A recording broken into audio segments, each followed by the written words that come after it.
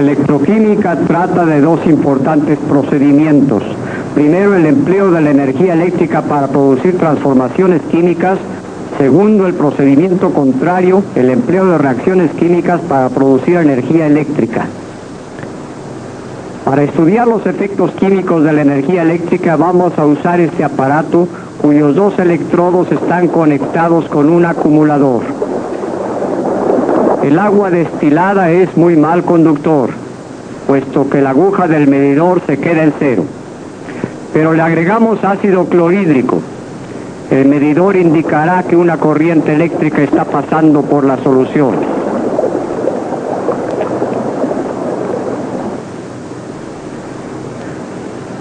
Nos explicamos esta diferencia advirtiendo que el agua contiene muy pocas partículas electrificadas, los iones, en tanto que el cloruro de hidrógeno se disocia en la solución, produciendo iones positivos de hidrógeno y iones negativos de cloro en gran número. Estos iones hacen posible la conducción de la electricidad.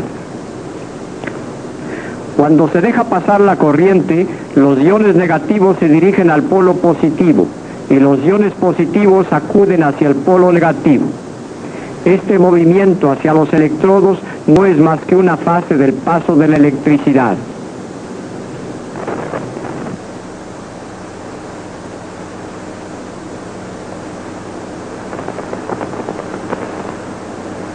En el polo negativo, los electrones que llegan de las pilas se agregan a los iones positivos de hidrógeno. De este modo, los iones de hidrógeno se vuelven átomos neutros. Estos se juntan en pares y se escapan en forma de moléculas de hidrógeno.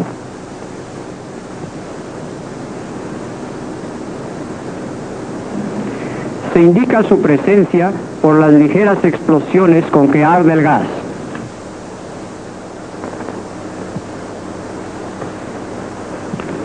Simultáneamente, en el polo positivo se retiran electrones de los iones negativos del cloro.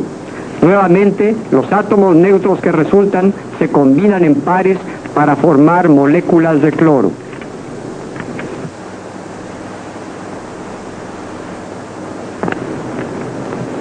El blanqueo es prueba de que hay cloro.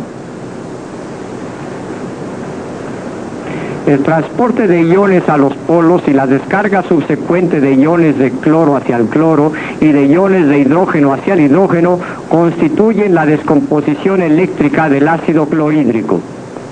Este procedimiento es un ejemplo de la electrolisis.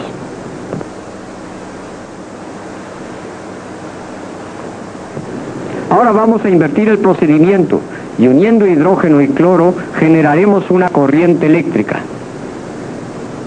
Primero dejamos que el gas hidrógeno haga burbujas sobre esta tira de platino. Las moléculas de hidrógeno tienden a despedir dos electrones, convirtiéndose en dos iones positivos de hidrógeno. Estos pasan a la solución en tanto que los electrones se acumulan sobre el platino. No se pueden escapar debido a su atracción recíproca. Hacemos que el gas de cloro haga burbujas sobre otro electrodo. Aquí las moléculas de cloro recogen electrones del platino y se vuelven iones negativos de cloro que entran en solución. Pero pararía pronto la reacción en ambos electrodos, a no ser que del electrodo de hidrógeno se sustraigan electrones y se suministran al electrodo de cloro.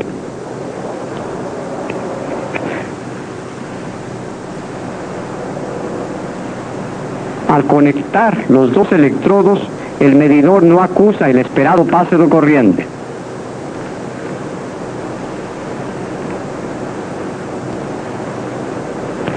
Quizás en el electrodo de hidrógeno, los iones positivos atraen a los electrones y los detienen.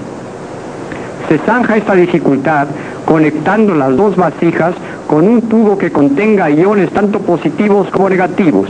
Ahora los iones negativos migran hacia el electrodo de hidrógeno, eliminando las fuerzas que estorbaban. Como resultado, los iones positivos pueden dirigirse al electrón de cloro y los electrones quedan en libertad para fluir por el circuito metálico. Las reacciones de los dos electrodos liberan pues energía en forma de energía eléctrica, en tanto que la electrólisis emplea energía eléctrica para producir una transformación química. En el acumulador se manifiesta la relación entre la reacción química y la corriente eléctrica. En los acumuladores cargados, el polo positivo es casi totalmente dióxido de plomo y el negativo plomo metálico. La solución contiene ácido sulfúrico. Cuando el acumulador emite corriente, los átomos de plomo del polo negativo despiden electrones y acaban por convertirse en sulfato de plomo. Estos electrones fluyen por el circuito metálico hacia el polo positivo, donde reducen el dióxido de plomo a sulfato de plomo. Cuando el acumulador se gasta, hay que usar un generador para volver a cargarlo, formando una corriente de electrones en dirección inversa. La corriente reintegra plomo metálico en un polo y dióxido de plomo en el otro. La carga de un acumulador es un proceso de electrólisis en el que los electrodos mismos participan. Dicha participación queda ilustrada más sencillamente en la galvanoplastia. En el plateado, el objeto que se va a chapear funciona como polo negativo y una barra de plata es el polo positivo. El generador lanza los electrones a la cuchara y en el polo positivo quita electrones a los átomos de plata. Por tanto, estos átomos se convierten en iones positivos que entran en solución. Adviértase que los iones negativos, aunque se dirijan al polo positivo, no se descargan, sino que permanecen inalterables cerca del electrodo.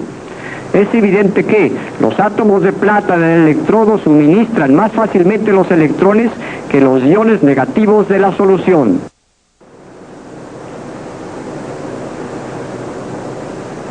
En la superficie de la cuchara, los electrones descargan iones de plata. La cuchara queda chapeada de plata y se agota el electrodo de plata.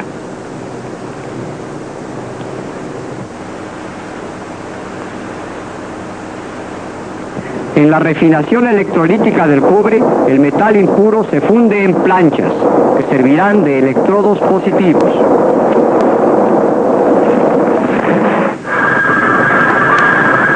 Supongamos que estos electrodos contienen cobre, zinc y plata. Como el cobre y el zinc sueltan sus electrones con más facilidad que la plata, estos metales entran en solución como iones. Las partículas de plata caen al fondo. Tanto los iones de cobre como los de zinc migran hacia el polo negativo, pero se deposita solamente el cobre porque los iones de zinc requieren un alto voltaje. De este modo, el cobre ha sido purificado quitándole la plata que no entró en solución para nada y el zinc, el que aunque se disolvió, no se depositó nuevamente. Ahora se saca de la célula el cobre puro. En el Niágara se han establecido muchas industrias electroquímicas.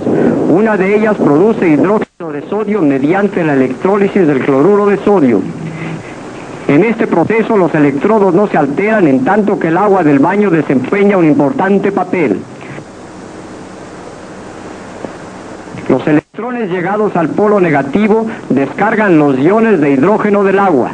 Esta reacción ocurre a un voltaje más bajo que el requerido para descargar iones de sodio. Los iones de sodio de la sal y los iones de hidróxido del agua constituyen una solución de hidróxido de sodio que es retirada de la célula. El cloro liberado del polo positivo se emplea en la esterilización del agua potable.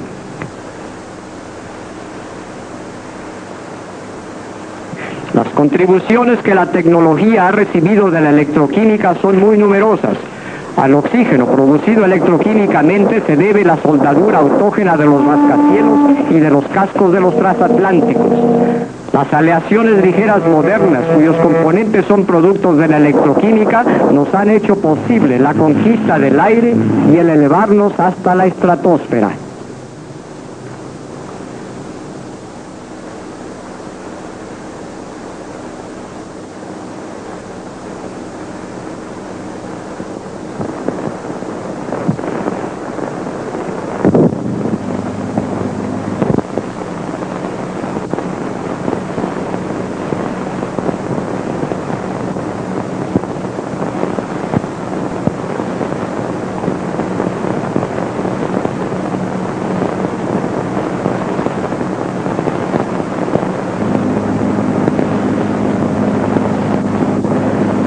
quemar acetileno, se libera calor. ¿De dónde proviene esta energía?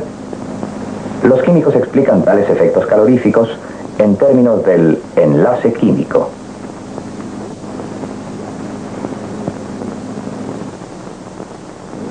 Este desprendimiento de energía indica que el contenido de calor de los productos es menor que el de los reactantes.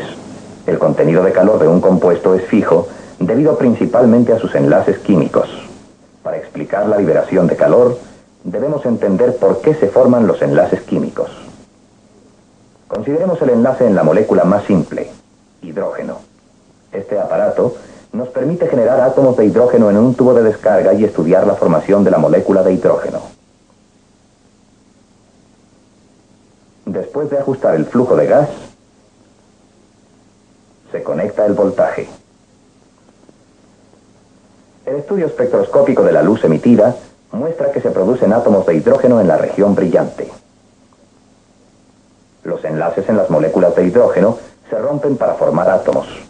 Estos emiten luz mientras se encuentran en la región brillante del tubo de descarga, debido a los choques de gran energía en los electrones. A medida que el flujo de gas transporta a los átomos de hidrógeno más allá de la región de descarga, cesa la brillantez. Hemos colocado un alambre de platino en la trayectoria seguida por los átomos de hidrógeno. Vemos que donde los átomos chocan con el alambre, este se torna incandescente. En esta secuencia animada, podemos ver lo que los químicos creen que está sucediendo en la superficie del platino. Los átomos de hidrógeno chocan contra la superficie y en ocasiones se enlazan a ella. Dos de estos átomos pueden enlazarse entre sí para formar una molécula de hidrógeno. El platino ha actuado como catalizador y es evidente que se ha calentado debido a la energía liberada en la formación de moléculas. La reacción neta es un átomo de hidrógeno más otro átomo de hidrógeno producen una molécula de hidrógeno. Vemos que se ha desprendido energía. Esta liberación ocurre debido a las interacciones eléctricas presentes en los dos átomos. Observemos muy de cerca a los dos átomos a medida que se aproximan mutuamente. Comenzaremos por revisar el modelo del átomo con la mecánica cuántica. Aquí están dos maneras de representar el átomo de hidrógeno. Cada cual tiene sus ventajas. Ninguna de las dos sirve para todos los propósitos. La figura de la izquierda muestra la posición posible del electrón respecto al protón. Sin embargo, no indica que el electrón cambie de posición.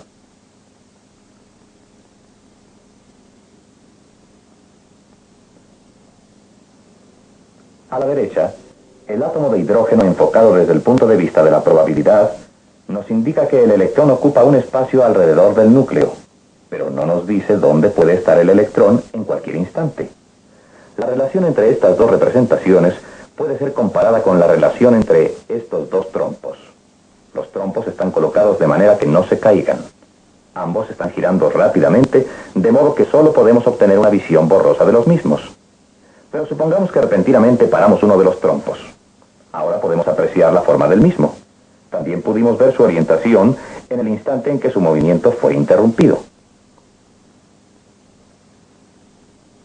Si interrumpimos el movimiento de uno de los trompos durante otro instante, notaremos una diferente orientación.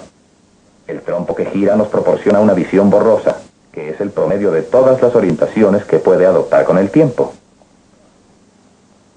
El significado es el mismo que en la figura de los dos átomos de hidrógeno. Estos representan el promedio de todas las posiciones posibles que puede tener el electrón en el átomo. Si pudiéramos fotografiar el átomo en un instante dado, diríamos que consiste en un protón y un electrón. Las posiciones del electrón se hacen ahora visibles. En otro instante, una fotografía nos mostraría que las posiciones del electrón son diferentes, de acuerdo con el significado de probabilidad que tiene el orbital electrónico. Esta es, pues, una vista típica del átomo.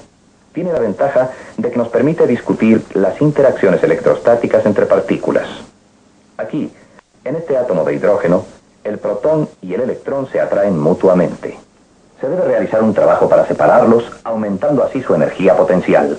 A medida que se aproximan, las partículas con carga opuesta se atraen entre sí más y más fuertemente, y la energía potencial disminuye cada vez más. Estos son los tipos de interacciones que ocurren entre átomos, las cuales deben ser responsables del enlace químico. En cada átomo, el protón atrae a su electrón. Cuando los átomos están muy separados, las atracciones entre un electrón y el protón del otro átomo son de carácter muy débil. Además, hay débiles repulsiones entre los dos protones y los dos electrones. Entre estas interacciones debemos encontrar el porqué de la energía liberada cuando los átomos forman un enlace. Las fuerzas de atracción son las que tienden a disminuir la energía cuando se aproximan los átomos. Nos concentraremos en ellas por un momento. A grandes distancias, cada electrón se mantiene muy cercanamente a su protón. Al acercarse los átomos, las interacciones debidas a la atracción se hacen apreciables. La energía potencial disminuye. Al aproximarse aún más los átomos, cada electrón es fuertemente atraído por ambos núcleos. La energía potencial continúa decreciendo. Sin embargo, las repulsiones también aumentan al irse acercando los átomos. Estas tienden a aumentar la energía potencial, pero las atracciones exceden a las repulsiones. La explicación de esto es que los electrones pueden ocupar ciertas posiciones entre los núcleos, de modo que las distancias protón-electrón son más cortas que las distancias protón-protón y electrón-electrón.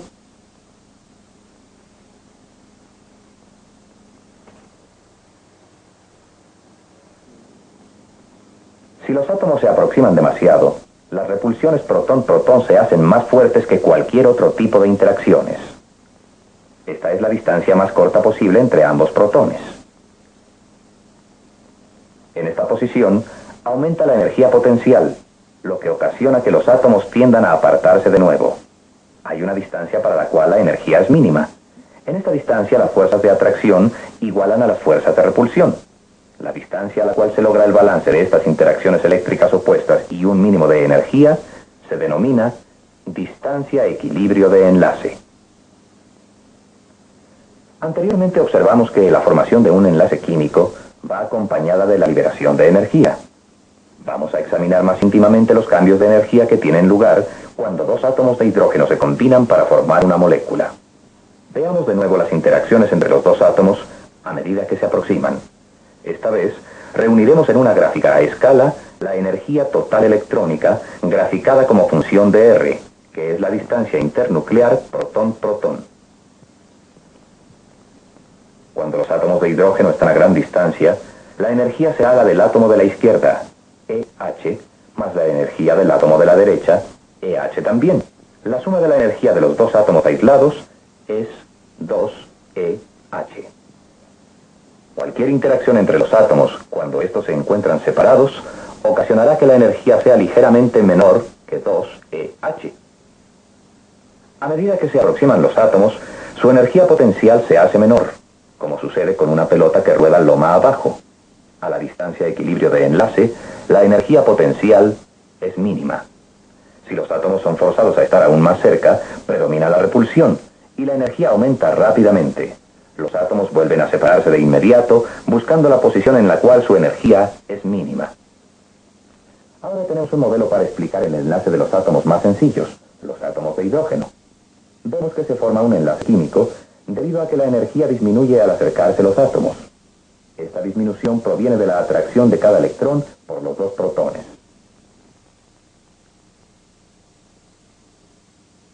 Desde luego, debemos recordar que los electrones están en movimiento. Estas son las posiciones más probables de los electrones, pero en otras circunstancias ellos se encontrarían en posiciones distintas. Cuando la longitud del enlace es la de equilibrio, la energía es el promedio apropiado de todas las posiciones del electrón. Este promedio incluye pequeñas contribuciones provenientes de ciertos arreglos con uno de los electrones o de ambos núcleos. También incluye las grandes contribuciones derivadas de los arreglos en que los electrones están cercanos a ambos núcleos.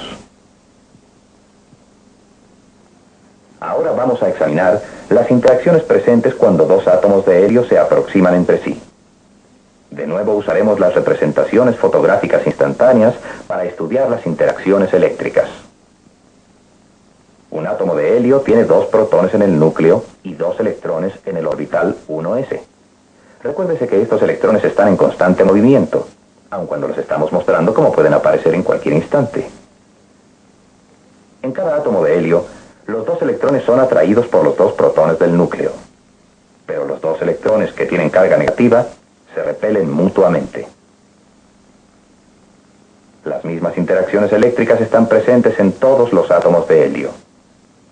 Al aproximarse los átomos, se hacen apreciables nuevas interacciones.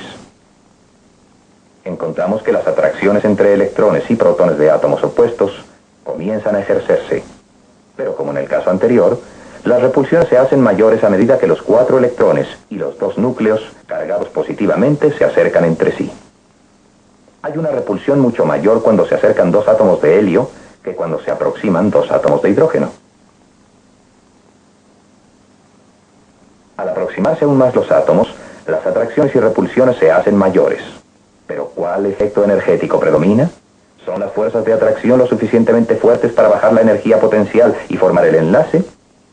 Debemos acudir a la experimentación para encontrar una respuesta. Dejemos pasar helio a través del mismo aparato que vimos anteriormente.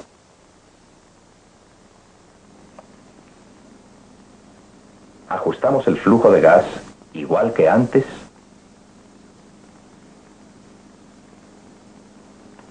Y conectamos el voltaje. De nuevo, los choques altamente energéticos con electrones hacen que los átomos de helio emitan una luz característica mientras están en la región brillante de descarga. Al pasar los átomos de helio sobre el alambre de platino, vemos que este no se calienta. No hay por tanto evidencia de que se haya liberado energía. Otros experimentos confirman que no hay liberación de energía y que 2 átomos de helio no forman un enlace químico estable. En el helio, por lo tanto, las fuerzas de atracción no son suficientes para contrarrestar las fuerzas de repulsión y mantener los átomos unidos. Los cálculos demuestran que si 2 átomos de helio se acercan, la energía disminuye en muy pequeño grado, y esto solamente a distancias relativamente grandes. Rápidamente, las repulsiones predominan y la energía aumenta. Los átomos se separan sin haber formado el enlace químico. Nuestra pregunta sobre el porqué de la formación del enlace químico ha sido al menos parcialmente contestada. Partiendo de esta hipotética vista instantánea del átomo de hidrógeno, podemos examinar las interacciones eléctricas entre el protón y el electrón de cada átomo. Hemos representado el electrón en estado estacionario, aun cuando el orbital 1s nos indica que está en continuo movimiento. Usando este modelo, encontramos que aparecen nuevas fuerzas de atracción y repulsión al aproximarse mutuamente los 2 átomos. Al aproximarse aún más, se alcanza finalmente una distancia en que las fuerzas de atracción balancean exactamente a las fuerzas de repulsión y la energía es mínima. Esta distancia es llamada distancia equilibrio de enlace. Finalmente, vimos que las atracciones de cada núcleo por el electrón del átomo opuesto causaron un enlace. Todos los enlaces químicos se forman debido a la atracción simultánea de uno o más electrones por más de un núcleo. La explicación del enlace químico más simple, presente en el hidrógeno, se aplica a todos los enlaces químicos.